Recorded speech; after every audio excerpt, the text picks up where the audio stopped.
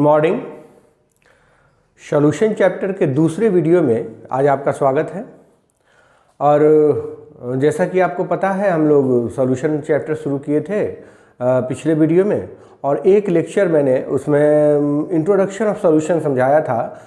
Solution क्या है इसको बड़े डिटेल में हम लोग ने समझा था कि सॉल्यूशन क्या है, सॉल्यूशन कैसे बनता है, उसके बनने के कंडीशंस क्या होंगे, और सॉल्यूशन कितने तरह के होंगे, उनकी खास बात क्या है, सॉल्यूशन का हमारे लाइफ में क्या इम्पैक्ट है, हमारे जनरल लाइफ में उसका क्या रोल है, वगैरह वगैरह। हम लोग सॉल्यूशन के बारे में पूरा एकदम बृहद जानकारी हम लोगों ने हासिल किया था पिछले वीडियो में। केवल वो जो एक वीडियो था वो पूरा का पूरा डेडिकेटेड है केवल इंट्रोडक्शन में। सॉल्यूशन को इंट्रोड्यूस किया हमने आपको कि सॉल्यूशन है क्या, और उसके बाद अब सॉल्यूशन के बहुत सारे प्रॉपर्टीज को, सॉल्यूशन में बहुत सारी पॉसिबिलिटीज को हम लोग पढ़ने वाले हैं। उसी में आज एक टॉपिक शुरू कर रहा हूँ, methods of expressing concentration of solution. Concentration of solution, solution का कंसंट्रेशन एक्सप्रेस करने के मेथड्स क्या है। तो उससे पहले आपको ये समझ लेना चाहिए कि ये कंसंट्रेशन होता क्या है। पिछले क्लास यानी कि क्लास 11 में मोल कंसेप्ट में ये टॉपिक ऑलरेडी आपने पढ़ा हुआ होगा, और अगर आपने नहीं पढ़ा है तो आप देख भी सकते हैं। क्लास 11 का एक प्लेलिस्ट बनाया हुआ है मैंने चैनल पे, और उसमें कंसंट्रेशन से रिलेटेड बहुत सारी बातें हम लोग कर चुके हैं और बड़ा ही डेप्थ में उस पर चर्चा की जा चुकी है। चूँकि यहाँ सिलेबस में हमको ये भी डील करना है, पढ़ना है, इसलिए हम लोग एक बार दोबारा इसको पढ़ लेते हैं। लेकिन अगर आपको पूरी जानकारी हासिल करनी है तो क्लास 11 का वो टॉपिक आपको देखना चाहिए, वो वीडियो आपको देखना चाहिए। लेकिन मैं यहाँ भी कुछ छोड़ूंगा नहीं, एक थोड़ा सा स्पीड में इसको कवर कर लेते हैं कि कंसंट्रेशन असल में होता क्या है। मैं एक बार फिर से आपसे आग्रह कर देना चाहूँगा कि जो भी मेरे नए व्यूवर्स हैं वो चैनल को सब्सक्राइब कर लें, लाइक दें और बेल आइकन को प्रेस करना ना भूलें, ताकि आपको नोटिफिकेशन मिलता रहे, वीडियो का नोटिफिकेशन सबसे पहले आप तक पहुँचे। और इसके लिए आपको एडवांस में धन्यवाद देता हूँ। हम कंसंट्रेशन की बात करते हैं। सॉल्यूशन के कंसंट्रेशन का मीनिंग क्या है। तो देखिए, सॉल्यूशन अगर हम बात करें तो जैसे ही हम कहते हैं कि सॉल्यूशन है तो ये समझा जाता है कि हम बात कर रहे हैं बाइनरी सॉल्यूशन के बारे में। हम बात कर रहे हैं एक ऐसे सॉल्यूशन के बारे में जिसमें दो कंपोनेंट्स होते हैं। आप समझ गए होंगे। तो उसमें दो कंपोनेंट्स में से एक होगा सॉल्वेंट, जो कि मेजर कंपोनेंट होगा, और एक होगा सॉल्यूट जो कि माइनर कंपोनेंट होगा। माइनर कंपोनेंट होगा, और जो मेजर कंपोनेंट है वो है सॉल्वेंट। मैं यहाँ इसको लिख भी सकता हूँ, मेजर कंपोनेंट है ये। तो ये जो दोनों कंपोनेंट्स हुए, इन्हीं के टर्म में कंसंट्रेशन समझा जाता है। जैसे हमने 250 ग्राम शुगर लिया और इसमें 1 लीटर वाटर में हमने उसको डिजॉल्व करा दिया। तो जो सॉल्यूशन बना उस सॉल्यूशन का कंसंट्रेशन कहा जाता है, कंसंट्रेशन कहा जाएगा कि 250 ग्राम पर लीटर। 250 ग्राम पर लीटर हम ये इसका कंसंट्रेशन कह सकते हैं। तो क्या डिफिनीशन दे सकते हैं हम कि कंसंट्रेशन जो है वो है क्या। कंसंट्रेशन जो है वो, इसको हम डिफाइन कैसे कर सकते हैं कि अमाउंट ऑफ ए सब्सटेंस, और वो सब्सटेंस जनरली हम लोग सॉल्यूट को कहेंगे, solute present in given amount of solution, given amount of solution, वो कहलाएगा कंसंट्रेशन। किसी भी सॉल्यूशन के गिवन अमाउंट में जितना सॉल्यूट का अमाउंट है वो कहलाएगा उसका कंसंट्रेशन। तो चलिए, एक बात तो हुई। दूसरी बात कि अगर हम कहते हैं कि 1 मोल HCl in 1 litre of solution. अगर ऐसा है तो कंसंट्रेशन हो जाएगा, तब हम कंसंट्रेशन को लिख पाएंगे कि 1 मोल पर लीटर। तो यहाँ पर कंसंट्रेशन क्या हो गया, यहाँ पर कंसंट्रेशन हो जाएगा हेयर, कंसंट्रेशन का मतलब हम समझ जाएंगे कि number of moles of solute in 1 litre of solution. यही तो बात हुई। या कंसंट्रेशन कभी कभी एक्सप्रेस किया जाता है 2 mole of urea in 2 kg of water solvent है। तो इसका कंसंट्रेशन अगर आप लिखना चाहेंगे तो हो जाएगा 1 मोल पर केजी, 1 मोल पर केजी। तो कुल मिलाकर हम ये आपको समझाना चाहते हैं कि कंसंट्रेशन अलग अलग तरीके से एक्सप्रेस किया जा सकता है। तो हम डेफिनीशन, एक जनरल डेफिनीशन क्या दे सकते हैं कंसंट्रेशन का, एक जनरल डेफिनीशन जो सब में फिट बैठ जाए कि नंबर ऑफ पार्ट्स का मतलब कभी मास से है, कभी मोल से है, कभी वॉल्यूम से है, वगैरह वगैरह। Number of parts of one component कहने का मतलब हुआ कि या तो सॉल्यूट होगा, आइदर सॉल्यूट और solvent, present in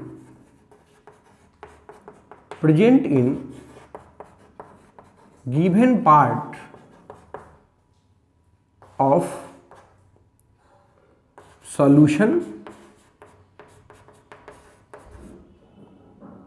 is concentration.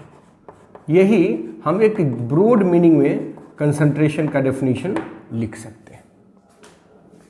तो कंसंट्रेशन जो हुआ वो सॉल्यूशन, कंसंट्रेशन का मतलब हिंदी में उसको कह सकते हैं आप सांद्रता, मतलब उसमें कितने सॉल्यूट हैं गिवन, या यूनिट सॉल्वेंट में, यूनिट पार्ट ऑफ सॉल्वेंट में कभी केजी ले सकते हैं, कभी लीटर ले सकते हैं, वगैरह वगैरह ले सकते हैं। तो वो कहलाता है कंसंट्रेशन। तो कंसंट्रेशन को अलग अलग वे में, अलग अलग तरीके से एक्सप्रेस किया जा सकता है। concentration of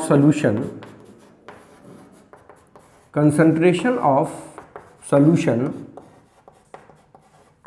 can be expressed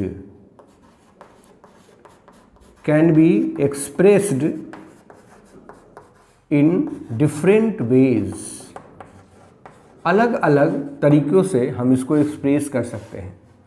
पहला कि परसेंटेज, सब लोग जानते हैं परसेंटेज का मतलब 100 में होता है, परसेंटेज में हम एक्सप्रेस कर सकते हैं। दूसरा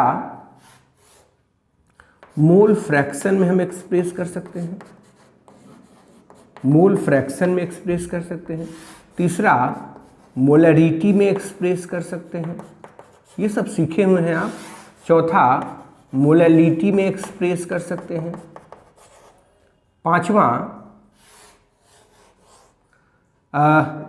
आप फॉर्मेलिटी में एक्सप्रेस कर सकते हैं, नॉर्मेलिटी में एक्सप्रेस कर सकते हैं। तो मेथड्स बहुत सारे हैं और उन सारे मेथड्स को हम लोग बारी बारी से पढ़ने वाले हैं। ये ऑलरेडी आप पढ़े हुए भी हैं और यहाँ चूँकि वो सिलेबस में है इस चैप्टर के, इसलिए हम लोग एक बार उसको पढ़ लेते हैं ताकि उसके बिना वो चैप्टर अधूरा न लगे।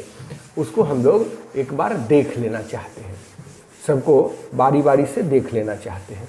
तो शुरू करेंगे हम लोग परसेंटेज से। परसेंटेज क्या है ये सभी लोग जानते हैं, और परसेंटेज कैसे यूज करेंगे, यूज करने से ज़्यादा ज़रूरी है कि जो डाटा दिया हुआ है परसेंटेज वाला, उसको समझना, उसका मीनिंग क्या होता है ये समझना। तो हम लोग शुरू करते हैं पहला परसेंटेज से।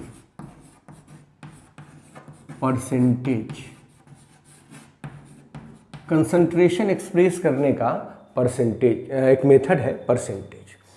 तो उसमें परसेंटेज का मतलब होता है, परसेंटेज अगर आप लिख देते हैं कहीं तो कोई भी आदमी ये समझेगा 100 में, ये इन 100 ये समझा जाता है।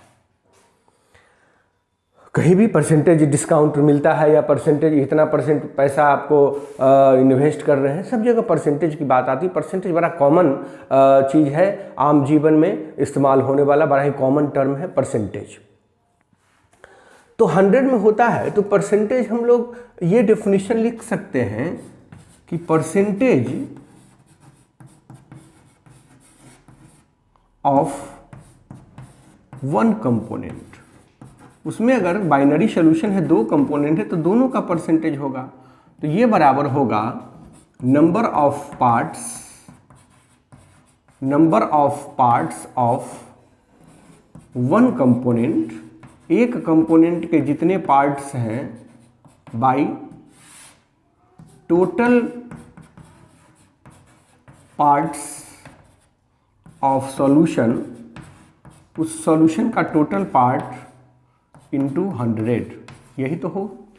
और ये पार्ट कभी वॉल्यूम होगा, कभी मास होगा, कभी मोल होगा, तो यही तो परसेंटेज होगा। परसेंटेज का मतलब ही यही होता है। तो परसेंटेज भी अलग अलग तरह का होता है। सॉल्यूशन में percentage by mass, percentage by mass, mass percentage भी इसको कभी कभी पढ़ा जाता है, या वेट बाई वेट परसेंटेज भी कभी कभी पढ़ा जाता है। तो मास परसेंटेज का मीनिंग आप समझ गए होंगे कि mass of one component by total mass of solution into 100। Mass of one component मतलब परसेंटेज वेट बाई वेट इसको हम कहते हैं। तो मैं यहाँ इशारों में लिख ही देता हूँ, परसेंटेज वेट बाई वेट अगर लिखा हुआ है तो इसका मतलब होता है mass of one component, mass of one component by total mass of solution, total mass of solution और इनटू 100, ये इसका मीनिंग होता है। अगर कहीं लिखा हुआ है if HNO3 is labeled as 68% weight by weight in water, ऐसा लिखा हुआ है किसी सॉल्यूशन पे, तो मैंने आपको पहले भी बताया कि इसको कैलकुलेट करना तो बड़ा आसान है, इसको समझना जरूरी है, इसके मीनिंग को समझना है। क्योंकि परसेंटेज अमाउंट जो दिया रहता है, परसेंटेज कंपोजिशन जो दिया रहता है, उसका मीनिंग समझ के हम अगला कदम उठाते हैं, अगला कैलकुलेट करते हैं मोलैलिटी, नॉर्मेलिटी वगैरह वगैरह। तो यहाँ परसेंटेज का हमको मीनिंग समझ में आना चाहिए। 68% weight by wait in water, तो इसका मतलब होता है means in 100 gram of solution, अगर 100 ग्राम सॉल्यूशन है उसमें HNO3 जो है वो 68 ग्राम है, एंड वाटर जो है वो रिमेनिंग बच गया 32 ग्राम। परसेंटेज का यही मतलब होता है, यही समझना है हमको, परसेंटेज का यही मीनिंग होता है। अच्छा, सपोज कीजिए कि हम इस पर एक न्यूमेरिकल क्वेश्चन बना लेते हैं कि 22 gram of benzene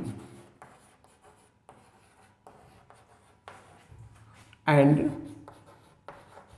122 gram of carbon tetrachloride. NCERT का क्वेश्चन है ये।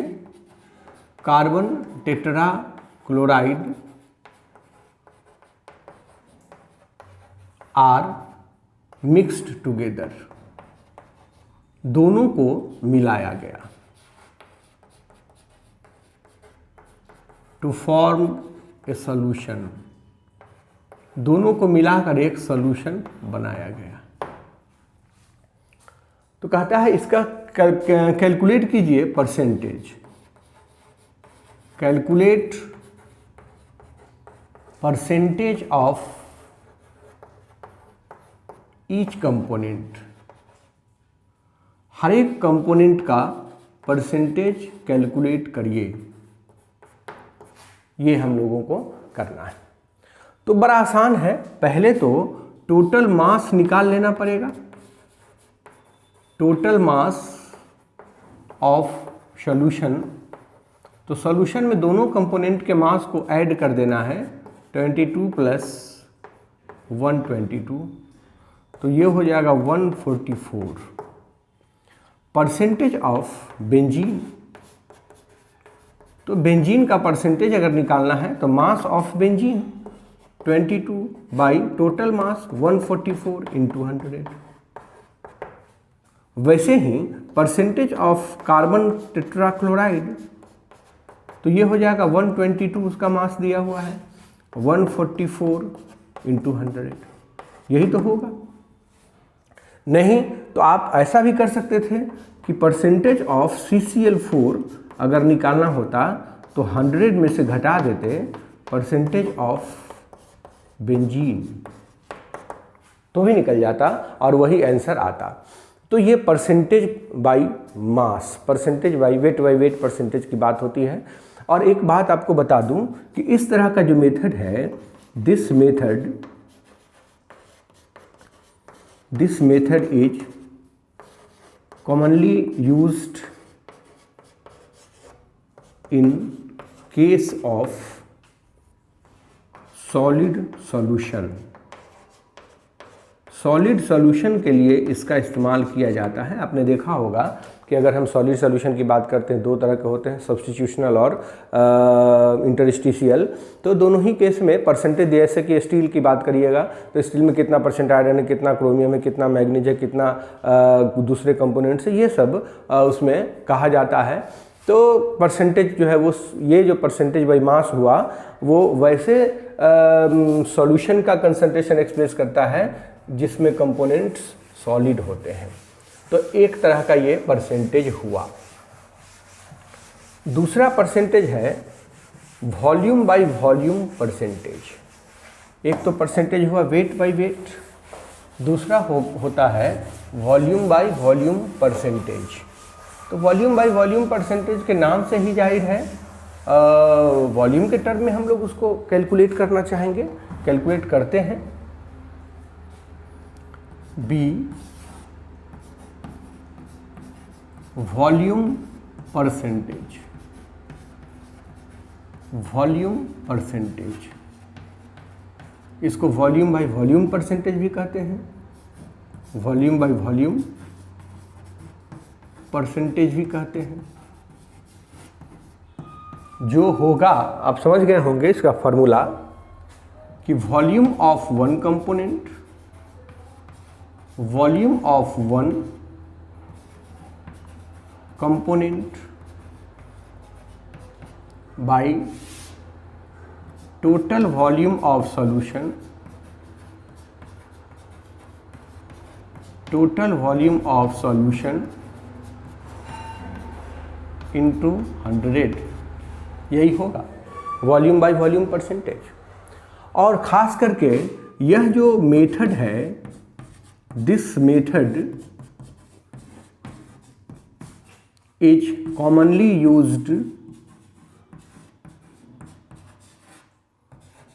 Used for a solution of two liquids.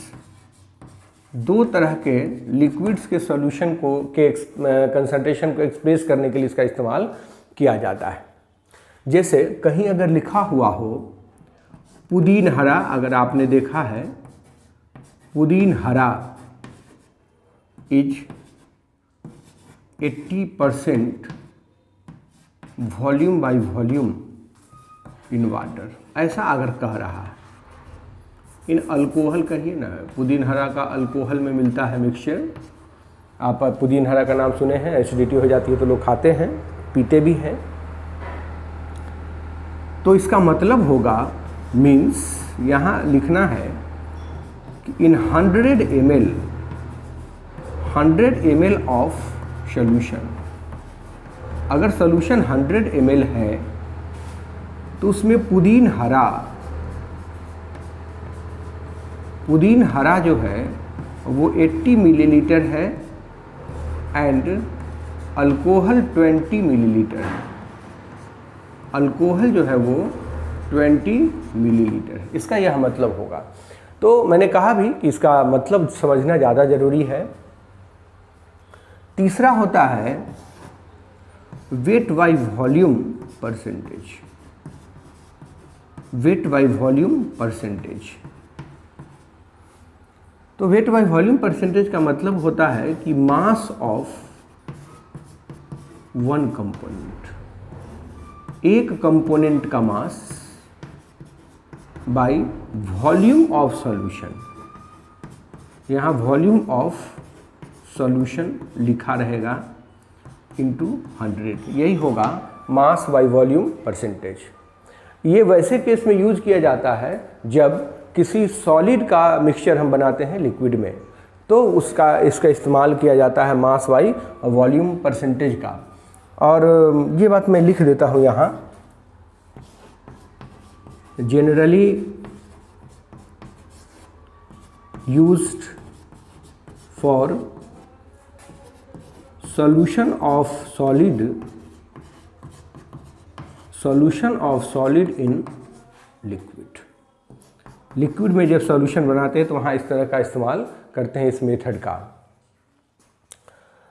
जैसे अगर लिखा हुआ हो कहीं कि sugar in water is 40% weight by volume, ऐसा लिखा हुआ, तो इसका मतलब समझा जाएगा, means in 100 ml of solution mass of sugar is 40 ग्राम, ये समझा जाएगा। तो इसका मीनिंग आपको समझ में आना चाहिए। तो ये एक मेथड मैंने आपको समझाया कि परसेंटेज होता है, परसेंटेज के टर्म में हम लोग लिखते हैं। दूसरा है mole fraction.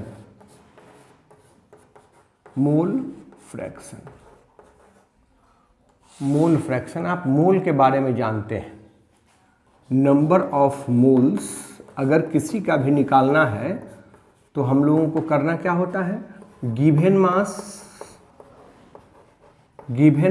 By molar mass, हम लोग यही तो लिखते हैं, given mass by molar mass, यही तो करते हैं। तो गिवन मास को W से रिप्रेजेंट करते हैं, और मोलर मास को कैपिटल M से रिप्रेजेंट करते हैं, तो W/M हुआ। और आप एक बात और भी जानते हैं कि एब्रीविएशन भी हम लोग इस्तेमाल करते आए हैं सब दिन से। एब्रीविएशन अगर 1 लिखा हुआ है तो वो सॉल्वेंट के लिए इस्तेमाल किया जाता है, एब्रीविएशन 2 सॉल्यूट के लिए इस्तेमाल किया जाता है। इसका मतलब हुआ कि अगर कहीं W1 लिखा हुआ है तो गिवन मास ऑफ सॉल्वेंट समझा जाएगा, सॉल्वेंट का गिवन मास समझा जाएगा। और अगर कहीं M1 लिखा हुआ है तो इसका मतलब है molar mass of solvent, molar mass of solvent. और अगर 2 लिखा हुआ है तो ठीक वैसे ही W2 है तो given mass of solute, given mass of solute, और M2 है तो मोलर मास ऑफ सॉल्यूट। ये एब्रीविएशन यूज किया जाता है generally, molar mass of solute. In abbreviations का हम लोग यूज करते हैं। तो यहाँ जो मोल फ्रैक्शन हुआ इसको ज़रा समझ लेना है। मोल फ्रैक्शन होता क्या है, तो बड़ा आसान है, ये आपके नॉलेज में भी होगा एक बार एक रिवीजन हो जाएगा, आप पढ़ लेंगे तो एक बार रिवीजन हो जाएगा मोल फ्रैक्शन का। तो देखिए सपोज करिए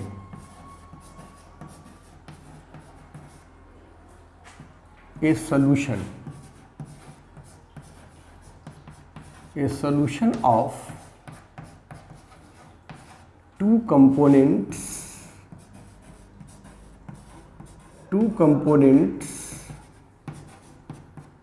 A and B, A and B का बना हुआ है एक सॉल्यूशन, और उस सॉल्यूशन में वही दो कंपोनेंट हुए A and B, binary solution है। एन ए जो है वो है number of moles of component A, N B जो है वो है number of moles of component B. तो यहां पर मोल फ्रैक्शन का डेफिनेशन कहता है कि mole fraction is actually the number of moles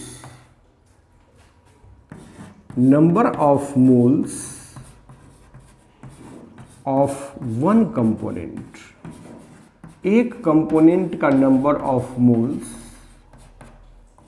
and sum of number of moles of all the components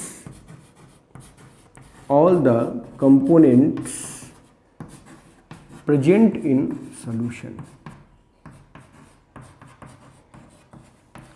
solution में प्रेजेंट जितने भी कंपोनेंट्स हैं सभी के नंबर ऑफ मोल्स का सम। जैसे एक बात और जान लीजिए, it is denoted by x. ये जो मोल फ्रैक्शन है इसको डिनोट करते हैं हम लोग एक्स से। तो अगर हम कहते हैं कि एक्स ए तो समझा जाएगा mole fraction of A. X A का मतलब होगा मोल फ्रैक्शन ऑफ ए। तो देखिए अगर हम ए का मोल फ्रैक्शन लिखना चाहें तो कहता है number of moles of one component by sum of the number of moles of all the component. Equation 1, ये ए का मोल फ्रैक्शन हुआ। ठीक वैसे ही अगर हम चाहें तो बी का भी मोल फ्रैक्शन लिख सकते हैं। एक्स बी बराबर हो जाएगा number of moles of B by number of moles of A plus number of moles of B. ये मोल फ्रैक्शन है बी का। तो कहना ये है कि ये जो मोल फ्रैक्शन है असल में है क्या, रेशियो है। नंबर ऑफ मोल्स का ये रेशियो है, इसलिए इसका कोई यूनिट नहीं होगा, यह एक यूनिटलेस क्वांटिटी होगी। सिंस मोल फ्रैक्शन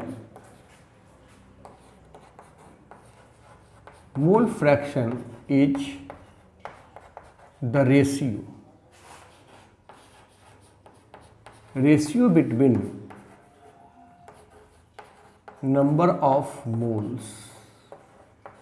ये नंबर ऑफ मोल्स के बीच में रेशियो है, इसीलिए हेंस यूनिटलेस क्वांटिटी। यह एक यूनिटलेस क्वांटिटी, इसका कोई यूनिट नहीं होता है।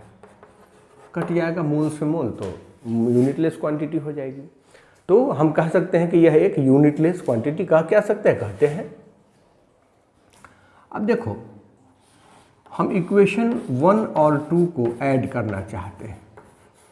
ऑन एडिंग इक्वेशन 1 एंड 2 का मतलब कि हम number of mole fraction of A and mole fraction of B को जोड़ना चाहते हैं। तो number of moles of A by number of moles of A plus number of moles of B plus number of moles of B by number of moles of A plus number of moles of B. तो इसका LCM हो जाएगा number of moles of A plus number of moles of B, ऊपर हो जाएगा A plus number of moles of B, cut जाएगा तो 1 होगा, कट जाएगा तो 1 होगा। इसका यह मतलब हुआ कि sum of mole fractions, sum of mole fractions of all the components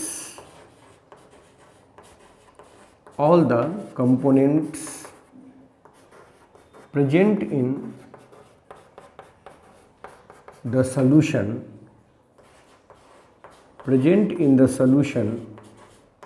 ये बराबर होगा 1।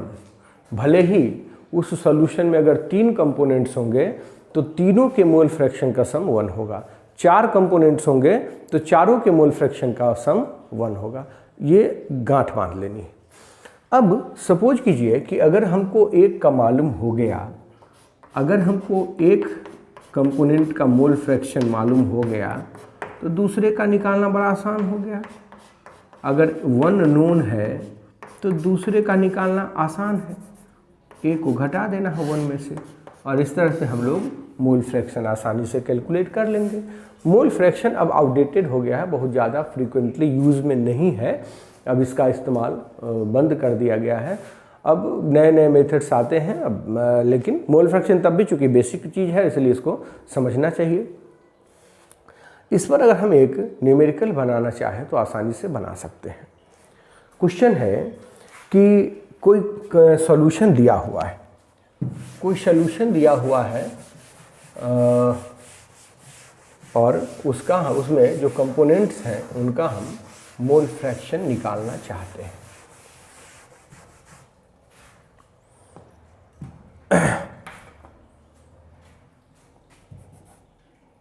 A solution of HNO3 is 63% weight by weight. Calculate mole fraction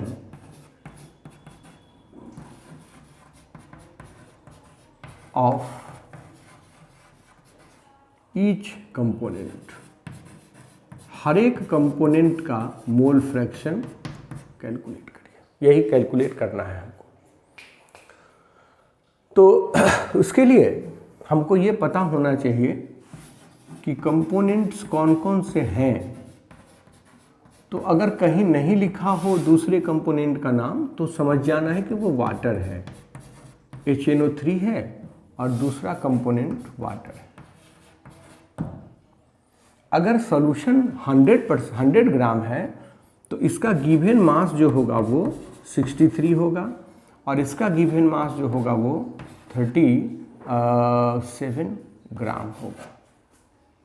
अगर सॉल्यूशन 100 ग्राम है तो इसका मोलर मास निकाल दीजिए, वो भी 63 ग्राम आएगा, और इसका मोलर मास निकाल दीजिए तो वो 18 ग्राम आएगा। सब लोग समझते हैं। तो number of moles of HNO3 अगर लिखना चाहते हैं आप तो given mass 63 by molar mass 63 1, और इसका number of moles of H2O लिखना चाहते हैं तो 37 ग्राम बाई 18, यही तो होगा। अब अगर हम मोल फ्रैक्शन लिखना चाहें, मोल फ्रैक्शन ऑफ HNO3 तो हो जाएगा 1 बाई 1 प्लस 37 बाई 18, और जब ये कैलकुलेट कर लेंगे तो मोल फ्रैक्शन ऑफ वाटर भी निकाल सकते हैं आसानी से, 1 minus mole fraction of HNO3 करके आसानी से निकाल लेंगे। तो ये मेथड है मोल फ्रैक्शन कैलकुलेट करने का, और मोल फ्रैक्शन से रिलेटेड बहुत सारी पॉसिबिलिटीज हो सकती है, अलग अलग बदल के डाटा बदल के पॉसिबिलिटीज बदल के, और तब हम अलग अलग तरीके से न्यूमेरिकल्स सॉल्व कर सकते हैं और वो आसान हो जाता है। लेकिन मोल फ्रैक्शन को समझना होगा। अगर मोल फ्रैक्शन को आप समझ लेते हैं अच्छे से तभी जाके ये पॉसिबल है, अदरवाइज ये आपके लिए मुश्किल खड़ा कर सकता है। ये मोल फ्रैक्शन की बात हम कर रहे थे और इसमें एक न्यूमेरिकल भी बनाकर आपको दिखाया।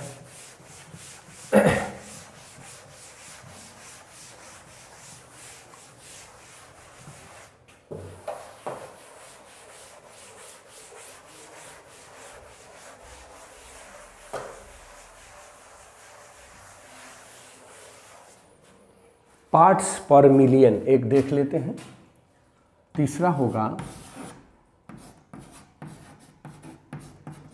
पार्ट्स पर million,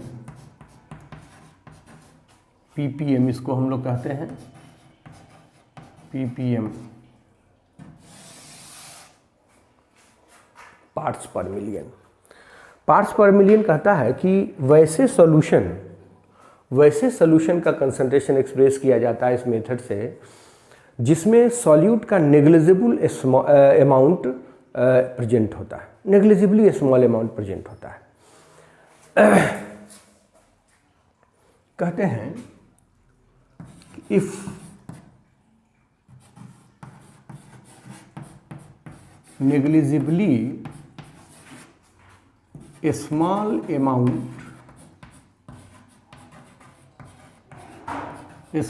amount of solute is present in the solution। अगर किसी सॉल्यूशन में सॉल्यूट का नेग्लिजिबली स्मॉल अमाउंट प्रेजेंट हो, देन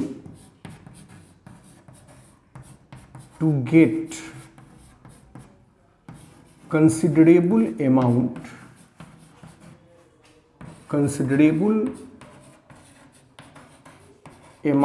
of solute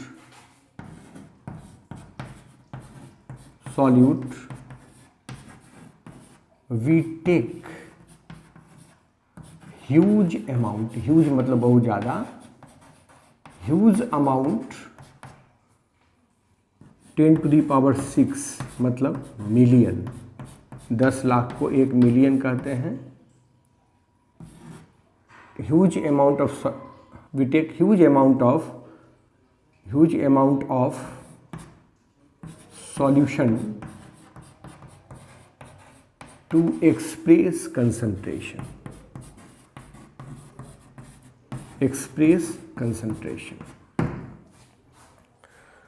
और उस केस में जब मिलियन हम ले लेते हैं तो उसको कहते हैं पार्ट्स पर मिलियन। ये परसेंटेज के जैसा होता है, जैसा आपने परसेंटेज में देखा है, परसेंटेज में given a mass by total mass into 100, तो यहाँ given mass by total mass into 10 to the power 6, 1 million. तो 1 मिलियन में जितना पार्ट होगा वही हम लोग कैलकुलेट करते हैं। आपने कभी देखा होगा गोल्ड रश एक प्रोग्राम आता है डिस्कवरी चैनल पे। डिस्कवरी चैनल का जो वो गोल्ड रश प्रोग्राम है वो ये दिखाता है कि गोल्ड कैसे निकालते हैं।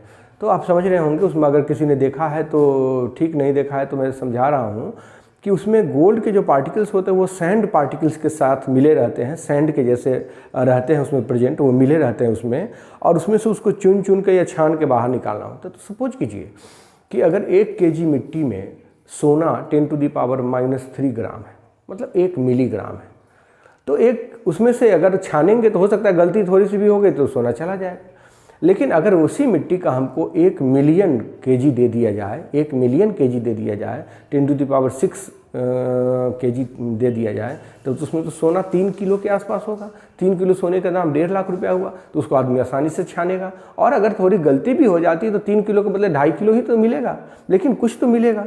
तो कहने का मतलब ये हुआ कि अगर कहीं किसी सॉल्यूट का अमाउंट नेग्लिजिबल हो, बहुत ही कम हो, तो हम उसका कंसिडरेबल अमाउंट पाने के लिए उस सॉल्यूशन का बहुत बड़ा अमाउंट ले लेते हैं और तब हम कंसंट्रेशन को नाम देते हैं पार्ट्स पर million.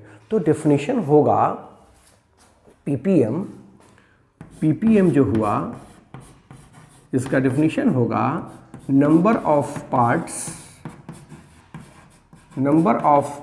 Of one component by total parts of solution total parts of solution into 10 to the power 6, यही होगा। ये जस्ट सिमिलर है, it is similar to percentage, यह परसेंटेज के जैसा ही है। परसेंटेज 100 में होता था और ये 1 मिलियन में होता है। It is also an unitless quantity, यह भी एक यूनिटलेस क्वांटिटी है। इसका भी कोई यूनिट होगा नहीं, क्योंकि ये परसेंटेज के जैसा है, इसलिए इसका भी कोई यूनिट होता नहीं। जैसे आपने देखा होगा कि जब पॉल्यूशन वगैरह का लेवल दिखाया जाता है, डाटा एक्सप्रेस किया जाता है, डाटा आपके सामने रखा जाता है, तो वो पीपीएम में ही रखा जाता है। पीपीएम कितना इम्प्योरिटीज है, कितना पॉल्यूटेंट है, तो इतना पीपीएम है, तो ये समझा जाता है। तो पीपीएम एक यूनिट हुआ, एक मेथड है कंसंट्रेशन एक्सप्रेस करने का, जो वैसे सॉल्यूशन के लिए यूज़ किया जाता है जिसमें concentration of solute negligibly small होते हैं, तो उसके लिए हम लोग इस पीपीएम का इस्तेमाल करते हैं। तो खैर चलिए, पीपीएम को हम लोग एक एग्जाम्पल से समझ लेते हैं। In sea water, in 1 litre of sea water, समंदर का पानी 1 लीटर 1.08 ग्राम पर मिलीलीटर है। इसकी डेंसिटी लिख देता हूँ, डेंसिटी 1.08 ग्राम पर मिलीलीटर इसका डेंसिटी है। 6 milligram of oxygen is present, 6 milligram oxygen केवल उसमें प्रेजेंट है 1 लीटर समंदर के पानी में। तो 6 ग्राम है, अगर 1 लीटर पानी ले लिया हमने, तो 6 मिलीग्राम ऑक्सीजन, तो हो सकता है थोड़ी भी गलती होगी, ऑक्सीजन नहीं मिलेगा। तो उस केस में कहता है कि अब आपको इसका कंसंट्रेशन एक्सप्रेस करना होगा पीपीएम में। तो देखो, mass of 1 litre of sea water, समंदर के पानी का मास निकालना है। आप जानते हैं डेंसिटी बराबर होता है मास बाय वॉल्यूम, तो डेंसिटी हमको 1.08 ग्राम पर मिलीलीटर दिया हुआ है, तो मास तो नहीं मालूम है, वॉल्यूम लेकिन मालूम है 1000 मिलीलीटर। चूँकि यहाँ मिलीलीटर इसलिए लिखा मैंने, तो अब मास निकाल सकते हैं आप, मास तो 1080 ग्राम हो जाएगा। Mass of oxygen, mass of oxygen, oxygen का मास अगर लिखना चाहते हैं तो वो हो जाएगा, वो तो लिखा ही हुआ है 6 mg, का मतलब 6 × 10⁻³ ग्राम मिलीग्राम, ठीक है। तो 6 × 10⁻³ ग्राम। तो ppm of oxygen, ppm of oxygen, oxygen का पीपीएम मतलब mass of oxygen 6 × 10⁻³ by total mass of water 1080 gram into 10⁻⁶। इसको सॉल्व कीजिएगा तो 5.8 ppm आएगा। मतलब अगर हम 1 मिलियन ग्राम वाटर लेते हैं समंदर का पानी, तो उसमें 5.8 ग्राम ऑक्सीजन मिलेगा। देख लीजिए कितना कम ऑक्सीजन मिल रहा है। 10⁻⁶ ग्राम अगर हम सी वाटर लेते हैं तो उसमें मात्र 5.8 ग्राम ऑक्सीजन मिलेगा। ये बात होती है।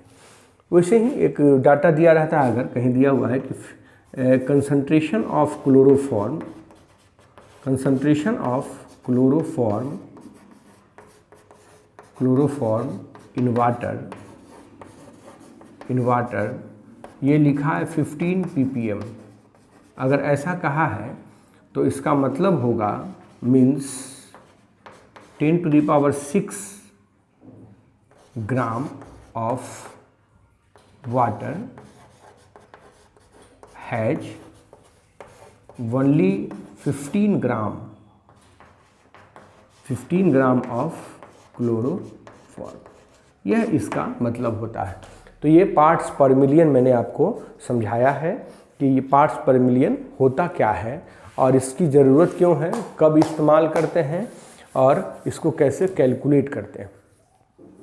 कंसंट्रेशन में मैंने 3 मेथड्स आपको आज समझा दिया है, परसेंटेज, मोल फ्रैक्शन और पार्ट्स पर मिलियन। बच गए हैं 2-3 और, जैसे मोलैलिटी, मोलैरिटी और नॉर्मेलिटी। ये हम लोग नेक्स्ट वीडियो में, चूँकि ये वीडियो बहुत लंबा हो जाएगा, नेक्स्ट वीडियो में हम लोग उस मोलैलिटी, मोलैरिटी और नॉर्मेलिटी को डिस्कस करेंगे और तब इस चैप्टर को और भी आगे बढ़ाएंगे। तो फिर अगले वीडियो में आपसे मुलाकात होगी। धन्यवाद।